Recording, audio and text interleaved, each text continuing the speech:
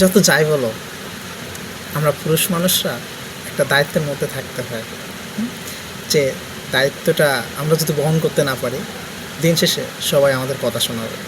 তো এই কথা শোনার জায়গা থেকে আমাদের যদি উপলব্ধি না হয়, বা আমরা যদি এটাকে বাস্তব রূপ দিতে না পারি, তাহলে কিন্তু দেখবেন আমরা সবসময় অবহেলিতই থাকবো। তো অবহেলিততার জায়গা থেকে আমাদের বের করে নিয়ে আসার জন্য আমাদের পারফেক্ট একটা ভিটামিন এম এর প্রয়োজন। এই ভিটামিন এমটা যদি আমরা নিয়ে আসতে পারি, আমাদের বাহ্যিক, আমাদের সৌন্দর্যিক সবগুলো বিষয় আমাদের পারদর্শী করতে যদি পারি, অটোমেটিক হয়ে যাবে। তো ভিটামিন এটা নেওয়ার জন্য অনেকগুলো কলাকৌশল আমাদের মানতে হবে, যে কলাকৌশলগুলো আমাদের সহজে কেউ দেবে না। এই সহজভাবে যদি পেয়েও যাই, ওটার কিন্তু মূল্যায়ন করতে পারবো না। তো এই জন্য আমরা নিজেরা চেষ্টা করব কঠিনভাবে বিষয়টাকে নেওয়া। তো ভিটামিন এম তখনই আসবে যখন আমাদের এই কলাকৌশল বিষয়গুলো সবগুলো জানা থাকবে, তাহলে কিন্তু সম্ভব আমাদের ওই ভিটামিন এমটা পাওয়া। তো ভিটামিন এমটা পাইতে গেলে অনেক কষ্ট, অনেক পরিশ্রম, অনেক ধৈর্য সহকারে আমাদের থাকা লাগবে, কারণ এগুলোর মাধ্যমে আমাদের অবস্থান তৈরি হবে। তো এই অবস্থানটা তৈরি হওয়ার জন্য আমাদের যে যা কিছু করা দরকার সেটা আমাদের করার চেষ্টা করতে হবে, কারণ চেষ্টা এমন একটা জিনিস, আল্লাহ তাআলা এটাই বলে, মানুষ যেটা চেষ্টা করে সেটাই কিন্তু পায়। তো চেষ্টার অপর নামই কিন্তু আল্লাহর কাছ থেকে পাওয়া। তো চেষ্টা জিনিসটা খুবই ভয়ানক, চেষ্টা না করলে পাওয়া যাবে না, চেষ্টা করলে পাওয়া যাবে।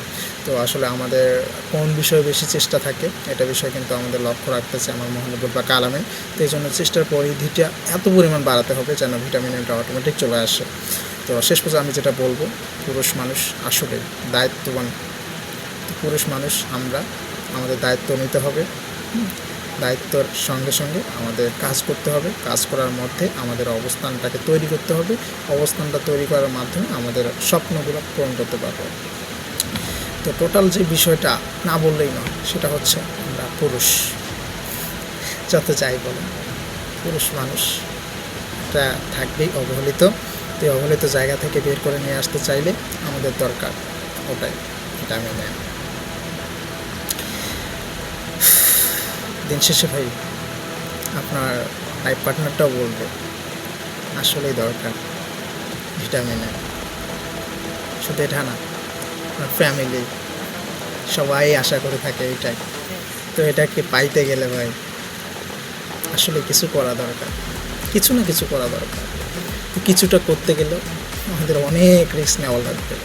তো রিস্কবিহীন যদি কোনো প্রতিষ্ঠান থেকে থাকে, তাহলে এই প্রতিষ্ঠানে যুক্ত হওয়ার জন্য আমি বলব অল্প বয়স, বেশি বয়সে না, এই অল্প বয়সে যদি শুরুটা করতে পারেন, আজকে আমাদের সফলতার মঞ্চে যারা দাঁড়িয়ে আছে তারা কিন্তু অল্প বয়স থেকে শুরু করছে, হয়তো বা ছোটো, কিন্তু এই ছোটো জায়গা থেকেও বাস্তবের রূপ দিয়ে ফেলছে বিদায় আজকে তারা ওই বয়সটা, আমাদের এই বয়সেই তারা অনেক টাকার মালিক।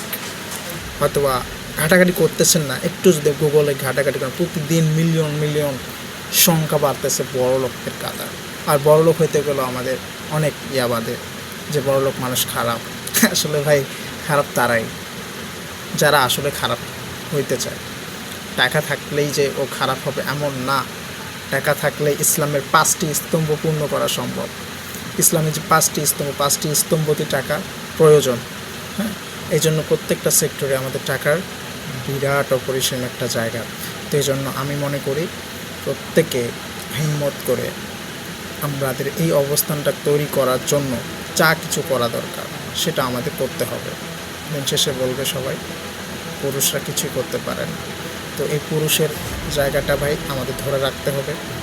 তো এই ধরে রাখার মাধ্যমে আমাদের ভালো লাগা, ভালো ভালো কিছু চাওয়া পাওয়া পূর্ণ করতে হবে, তাহলে কিন্তু সম্ভব। তো আশা করি যে বিষয়টা বোঝাতে চাইলাম বুঝতে পারছেন। ধন্যবাদ।